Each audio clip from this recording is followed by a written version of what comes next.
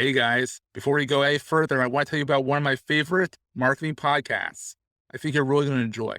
Believe it or not, it's a fun and funny podcast about email marketing. That's what it's called, the Email Marketing Show.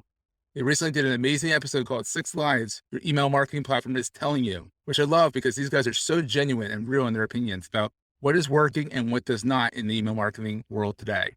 You should definitely check it out. You can go find them in your podcast player of choice as the Email Marketing Show, or go to their website at emailmarketingheroes.com. We say is on Gusher, 1 + 1 doesn't equal 2, 1 equals done. Meaning, if you're not able to get one performance-based equity player, your deal's probably done. But if you get one, the rest follow, the deal gets developed. Entrepreneurs Enigma is a podcast for the ups and downs of entrepreneurship. So the wins and the fails that we all face being entrepreneurs, how we learn from adversity. Every week I talk to a different entrepreneur with a story to tell. I'm Seth Goldstein. Come with me on the journey. This is Entrepreneurs Enigma. Let's get started.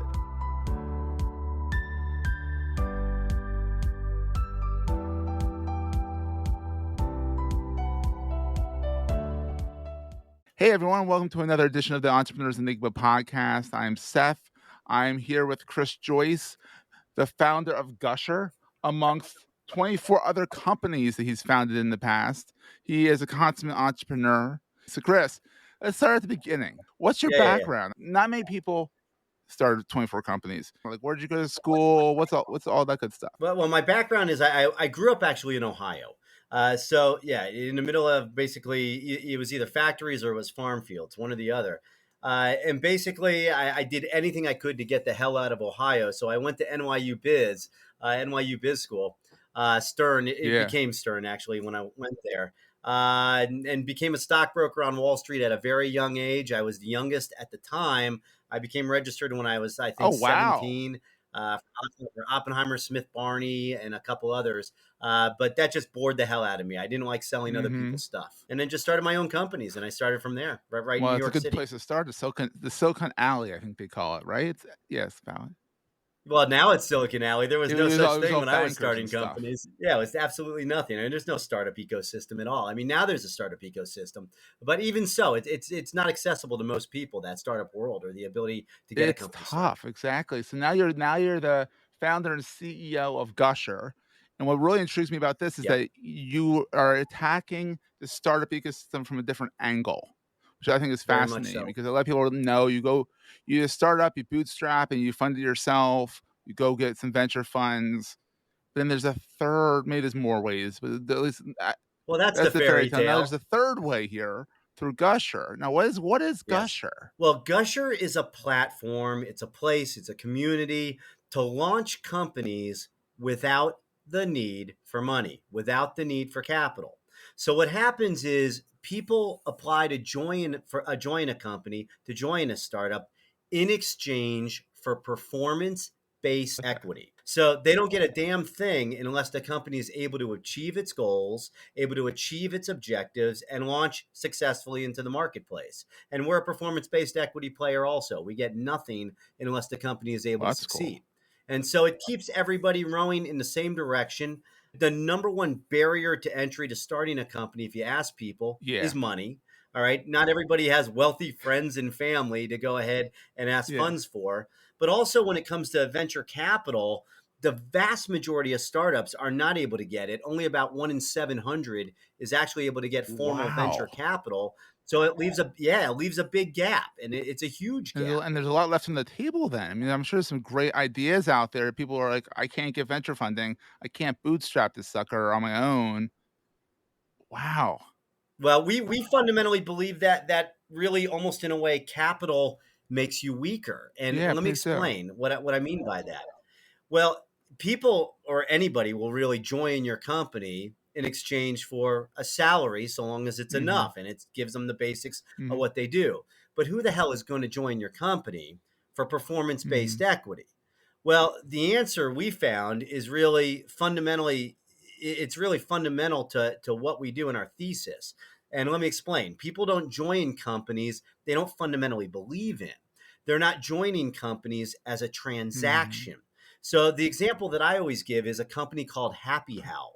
Okay, Happy Howl is a run by a founder called Colin. He's a great guy. He's actually Oh, really? local also. He's a Doylestown guy, Warminster Yeah. area, something like that. Phenomenal guy. He had a sick dog. He couldn't get the dog to eat. His vets told him, go ahead and eat this dog food, that dog food. Dog kept dying. Make a long story short, he created a dog food company to help his dog. But dog food industry is a very capital It is. intensive business. I mean, it takes a lot of money to enter that red ocean market, and it's a brutal market. But what he did is he put this team together, all right, was able to get going.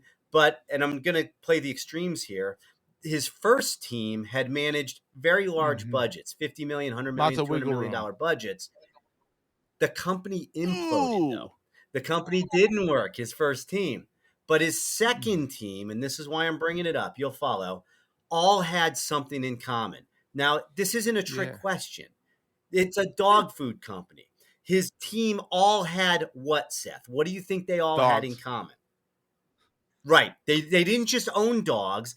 They didn't have kids. That was They their were kid. That dog was their kid. parents. They were dog zealots. They ate dog, breathed dog, lived dog. And I don't know if you You curse can. on this show, but they poop dog. They Yeah. crap dog. All right. So they literally speak dog. And so that company took off like a rocket once you had the right Mhm. team. They're growing 30% month over month. They have investors, they have Oh, manufacturing, wow. and everything's going kick. And that's the It's way to do finding it. You buy-in. get people that are right. Yeah. And that's the way that these companies come together. They're not transactional, they buy your big picture So idea. it's almost, you could say, the employees, the team comes together, invests their equity, their sweat equity, because they believe it's their venture fund is almost it's the sweat equity venture fund. They're saying, I'm yeah. Yeah, well, think of it. I mean, what I say to founders is the following: whatever you could do, and I don't kid about this, whatever you could do with $1 million or $2 million sitting in your bank account, sitting in your checking account, you can gusher. And that includes manufacturing, that includes going ahead and distribution, Mhm. advertising. You can do That's wild. everything. You don't need money in the beginning You need an stages. idea, and you need buy-in. Right. And if you don't Ugh. get buy-in, that tells you the It viability of means the it's not idea. good if you don't And it have saves you a buy-in, like, lot and of money. especially someone who's, started if Chris doesn't think it's a good idea, maybe you should go back to the drawing board, you know? Well, think of it this way if the idea is good. So, what we say is on Gusher, 1 plus 1 doesn't equal 2, and 1 equals done. Meaning, if you're not able to get one performance based equity Mhm. player, your deal's probably done. But if you get one, the rest follow, the deal gets developed. Like But believe it or not, there's all these yeah. sub markets and able to get information on anyone so much that the VIM, the vested interest market, the people that have the most to gain from the success or failure of a company, you can find them for Yeah. anything. So it's literally another example that I give is a company called Rosk. It's run by an emergency room doctor up in Rutgers, Mhm. a really top notch guy. And he had an idea for a software to make better outcomes for cardiac arrest patients in an That's emergency specific. room. Yeah. So when he first put it up on Gusher, we're sitting there going, he basically launches it into crickets and he's not able to get Mhm. anybody.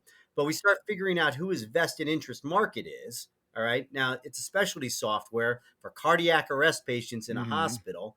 This is a tougher It question, is. Seth, not a trick question. But who do you think joined A his lot of company? patients who had cardiac events, and they're like, "Wait, I could have used this." I would have said the same But thing. The first person that joined his company was his mom was like a oh, cardiac so it runs in the nurse. family, So he yeah. had spoken, right. The second person had programmed software for medical devices. He spoke the lingo. Third person had sold SaaS systems to Oh, HMOs. because the So parallel they is all get it. all health related people that kind of see a need and are like, this is needed. Right. And so it validates the idea also because the people get the idea, they understand it, and so they're able to leapfrog as founders generational development. You're not there to create a minimum viable product, you're there to create a market That's viable wild. product.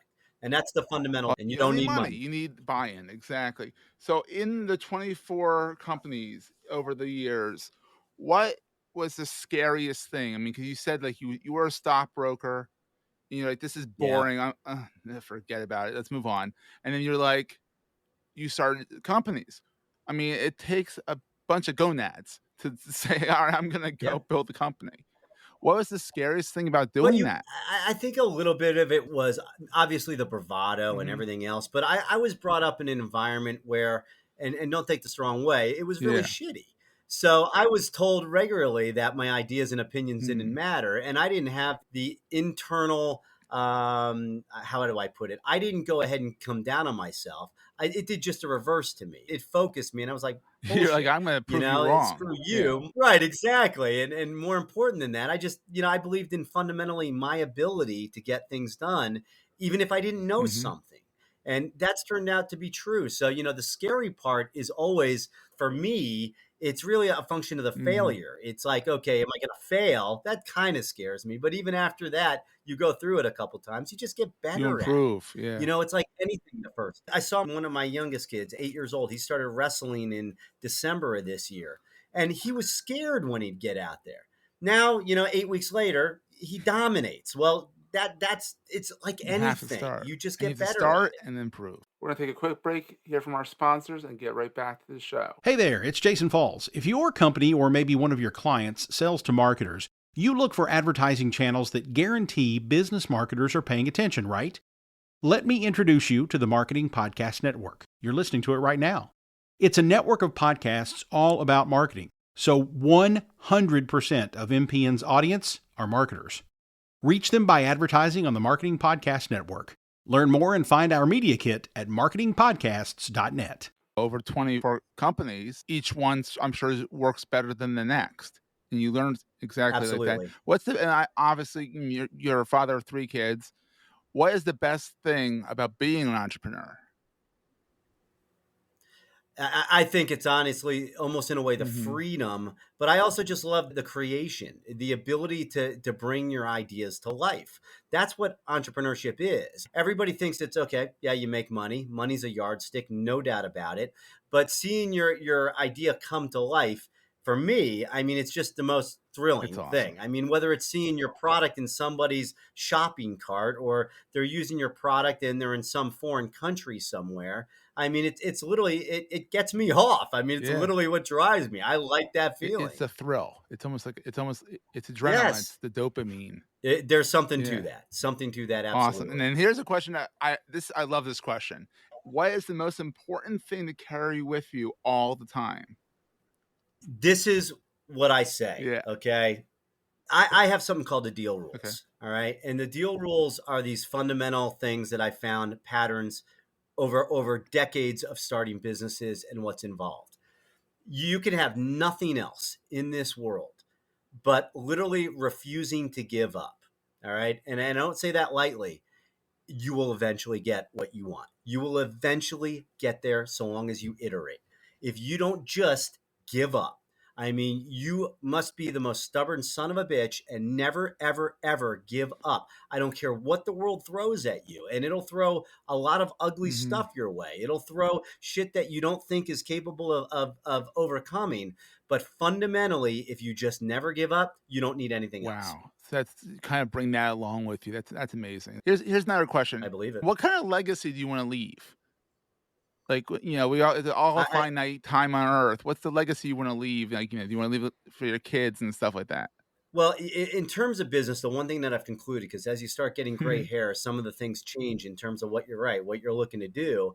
And I'm looking at, you hear the word impact said a lot as to have the most impact. But what I'm looking to do with Gusher fundamentally is to untap as much human potential as humanly Wow. possible before I Before tap you out. tap out. Now, I fundamentally believe that talent is spread evenly out there. I don't care whether it's here or South Africa or Eastern Europe or China or wherever the hell it is, but opportunity is not.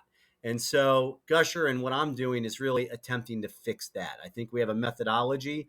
And I remember my mom being stuck in Dayton, Ohio, working a low level secretarial job as a GS5, working at Wright Pat Air Force Base, stuck in a bad marriage with no ability to get out. Yet she always had these brilliant business ideas. And she finally did make it in her 50s, but she had no way to go ahead and act Ugh. on them. And so what I've created right now is a way to do that. It doesn't matter whether you're a single mom in New York City with 2 kids, or a South Africa grandma, or whether you're in Eastern Europe or Portugal, or you Yeah. name it. We've got all those Oh, that's scenarios. wild. And so it's gusher.co. Gusher.co. This has been fantastic. Where is the best place for people to connect with you online? Yeah, they can either reach out on LinkedIn or anywhere. I mean, I'm pretty easily found. Yeah. Gusher is the best, but they can find me on LinkedIn pretty Yeah. easily. Awesome, Chris. This has been great. Thank you for being on the show. And we'll see everyone next time. That was a great show. Hey, if you're enjoying Entrepreneurs Enigma, please give us a review on the podcast directory of your choice. We're on all of them. And these reviews really help others find the show. Also, if you're getting value from the show and want to buy me a coffee, go to the show notes and click on the link to help me stay awake while I bring you more great episodes to your ears. That's in the show notes, and I look forward to the next episode. Take care, guys.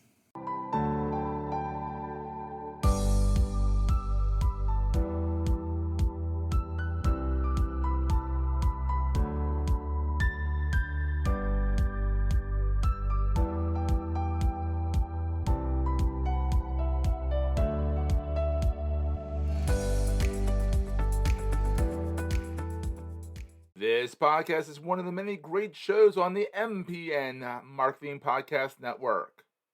Goldstein Media hopes you have enjoyed this episode. This podcast is coming to you on MPN, the Marketing Podcast Network. There's another show on MPN you might enjoy as well. I'm Jason Falls, host of Winfluence, the Influence Marketing Podcast. Each episode, we talk to brand managers, agency strategists, industry thought leaders, and the influencers themselves about the latest ideas in influence marketing. It'll make your marketing that much smarter. Just visit winfluencepod.com or search for Winfluence wherever you get your podcasts. This podcast is heard along the Marketing Podcast Network. For more great marketing podcasts, visit marketingpodcasts.net.